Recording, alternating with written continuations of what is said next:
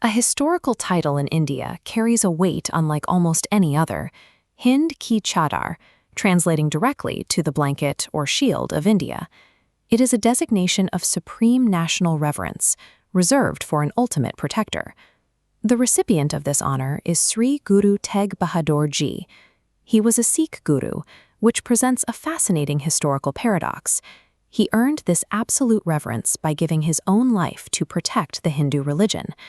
To understand how a leader of one faith became the ultimate defender of another, we have to examine a specific moment in the 17th century, when one man's personal sacrifice became the only defense against an empire's tyranny. Looking at this map of the 17th century Indian subcontinent, we see the Mughal Empire's sheer scale.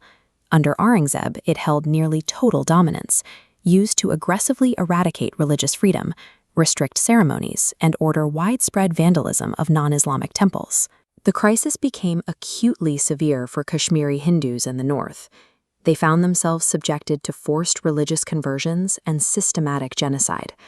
Terrified and trapped in a geopolitical vacuum with no military defense, the public desperately needed a champion who could halt a seemingly unstoppable imperial machine. Seeking sanctuary, a group of 500 desperate Kashmiri Brahmins traveled to Anandpur Sahib. Led by Pandit Kriparam, they managed to secure an audience with Sri Guru Tegh Bahadur Ji. Pandit Kriparam made a direct plea to the Guru. He described the horrific conditions under Aurangzeb and begged the Guru to save the Kashmiri Hindus from forced conversion and constant oppression. Hearing this, the Guru recognized the immense scale of the threat. He concluded that halting this systemic erasure couldn't be done through diplomacy alone.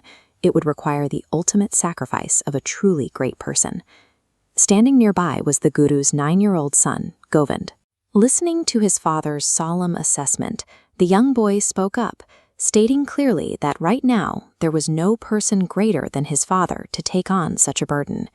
That brief conversation shifted everything. A localized, desperate plea for help materialized into an unbreakable vow, placing the Guru on a direct collision course with the emperor.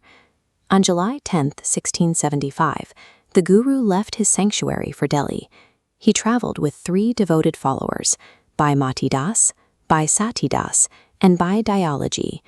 By November, they were arrested in Delhi, bringing them face to face with the seat of Mughal power. Standing before the imposing Lahore gate of the Red Fort, the insurmountable power dynamic between the emperor and the Guru was clear. It was here that the Guru issued a specific ultimatum to Aurangzeb.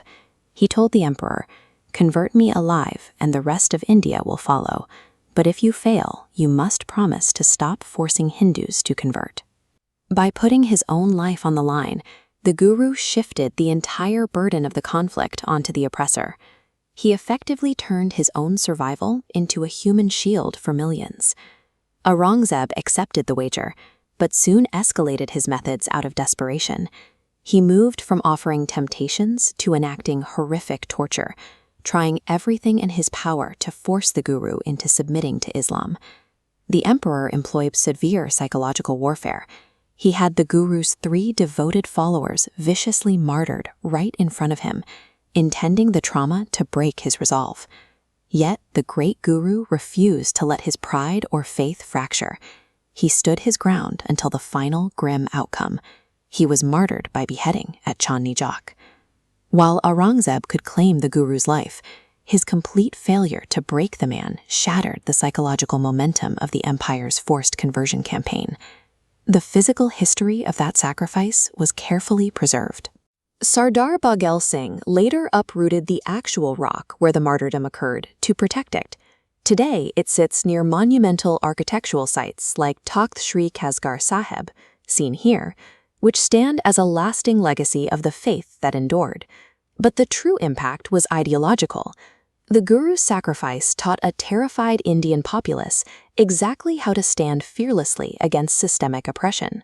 History is full of martyrs, but sacrificing one's own life specifically to fiercely defend the religious freedom of an entirely different faith is incredibly rare. It is this unmatched act of cross-religious solidarity and ultimate self-sacrifice that explains exactly why history forever honors Sri Guru Tegh Bahadur Ji as Hind Ki Chadar.